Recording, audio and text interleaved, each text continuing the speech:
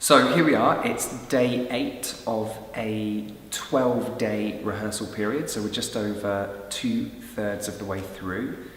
It's a new piece of writing, so a 2-week rehearsal period on new writing is always a challenge. We've been working really clearly at trying to make sure that the story the writer is trying to tell is clear through the piece, and that the journeys of the characters are established well enough, that they have an arc through the piece.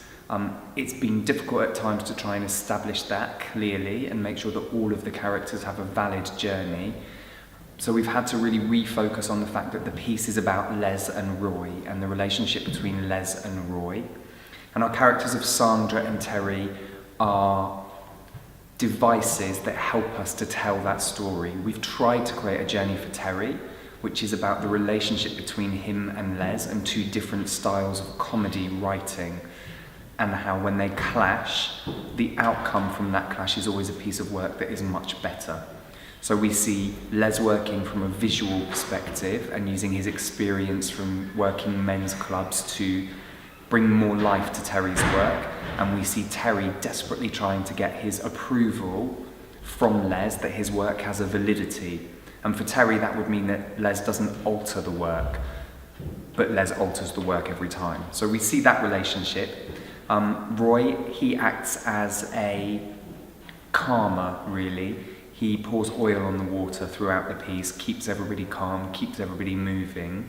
We also see Sandra, our female character, who's a young black woman working at the BBC just out of drama school. So we look at her journey with Les and with Roy and with Terry, and how her relationship blossoms with them. She has some difficulty at the BBC and Les helps her through those difficulties. And then we see her in 10 years' time after Les's death as the deputy head of wardrobe, having worked her way up successfully through the BBC.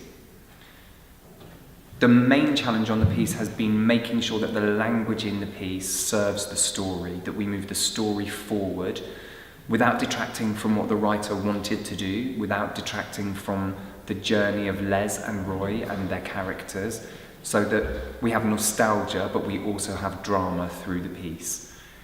In terms of the apprentices, Erin, who's our apprentice in the rehearsal room, working for us in terms of stage management and as a DSM, she's been doing a brilliant job at keeping on top of the cuts that we've made, keeping the scripts updated and edited, making sure that we have the right things in rehearsal, making sure that the actors are looked after in rehearsal, that they have breaks at the right time so that we don't all get so tired that we can't work.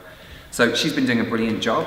Sam and Luke also working outside of the rehearsal. Sam's working building the set with Luke, and Sam also has responsibility for lighting. So this week is the week where Sam will start to progress more on his journey as he brings a lighting design in once he's seen the shape of the show.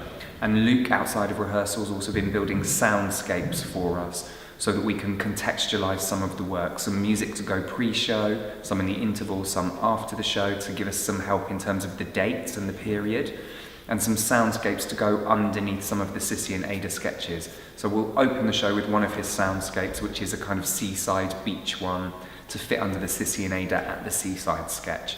So everybody's working together, they're all working well.